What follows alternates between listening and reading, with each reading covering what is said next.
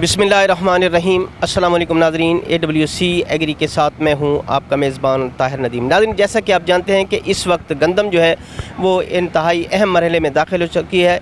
दूसरी तरफ मौसम भी गर्म हो गया है, दर्जा हरारत में इजाफ़ा हो गया है और आने वाले दिनों में ये भी तवक्को ज़ाहिर की जा रही है कि कुछ मौसम में बेहतरी आएगी, बारिशें भी होगी। तो मेरे साथ मौजूद हैं तरक्की पसंद काश्तकार हैं राना ज़ियाउल हक साहब। इनसे जानते हैं कि इस वक्त काश्तकार को अपनी गंदम की मैनेजमेंट के लिए क्या करना चाहिए ताकि जो उनकी जो पैदावार है वो बेहतर हो सके। तो आइए उनसे बात करते हैं। अस्सलाम वालेकुम राना साहब। जी वालेकुम सलाम जनाब। सर, इस तरह है कि इस टाइम जो है मैं समझता हूँ कई सालों बाद ये टेम्परेचर बहुत हाई हो गया है, वरना पिछले साल अल्हम्दुलिल्लाह टेम्परेचर बड़ा लो था। तो इस वक्त जो है टेम्परेचर बहुत हाई हो गया है और मुझे खदशा है कि कहीं गंदम की पैदावार कम ना हो जाए। मैं अपने काश्तकार भाइयों को एक पैगाम दूंगा कि एक तो उसको पानी लगाएं और उसके ऊपर पोटाश बोरान की स्प्रे करें और पानी जो है ये वक्त पे लगाएं। ये बड़ा अहम मरहला है। तो बाकी अल्लाह ताला कोई, मैं तो दुआ गो हूँ, नेक महीना है, कोई अल्लाह ताला बारिश और मौसम ठंडा हो जाए ताकि हमारे किसानों की जो मेहनत है वो रंग लाए और पैदावार अच्छी है।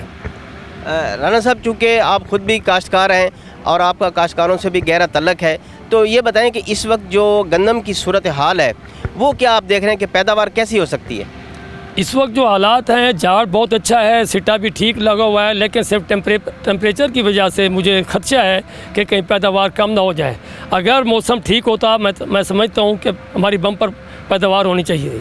तो मैं तो अल्लाह से पहले भी दुआ गो हूँ, अब भी दुआ गो हूँ कि अल्लाह ताला कोई रहमत की बारिश या मौसम ठंडा हो जाए जिससे हमारा, क्योंकि ये बड़ा अहम मरहला है गंदम का, तो इससे किसान की फसल पक कर अच्छा रेट भी मिल जाए, अल्लाह खैर करे, और उसके बाद मैं समझता हूँ उसकी पैदावार भी बढ़ जाए। राना साहब, एक बात और करते हैं कपास के हवाले से। अगेती कपास की काश्त का जो सिलसिला है वो जारी है, तो क्या आप समझते हैं कि अगेती काश्त जो है ये किसान के लिए कैसी है?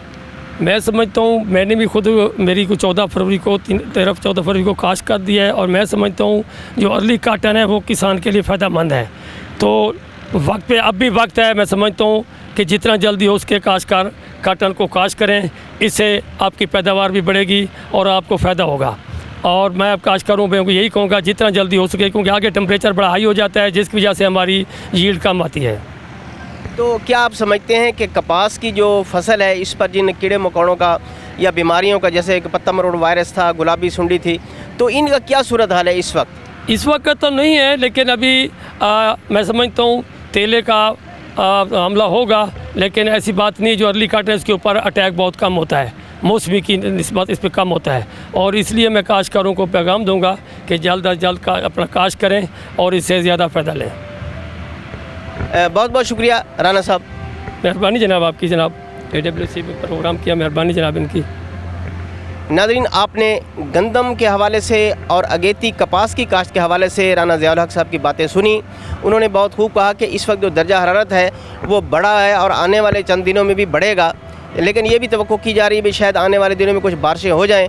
अल्लाह ताला की तरफ हम भी देखते हैं और दुआ गो हैं कि कुछ बारिशों का सिलसिला हो जाए, मौसम कुछ बेहतर हो जाए, ताकि हमारे जो किसानों ने जो मेहनत की है उसका जो है वो फल जो है वो पा सकें।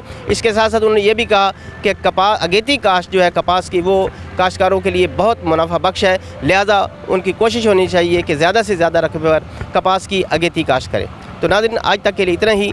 आइंदा सेगमेंट तक अपने मेज़बान ताहिर नदीम को दीजिए इजाज़त। अल्लाह निगहबान।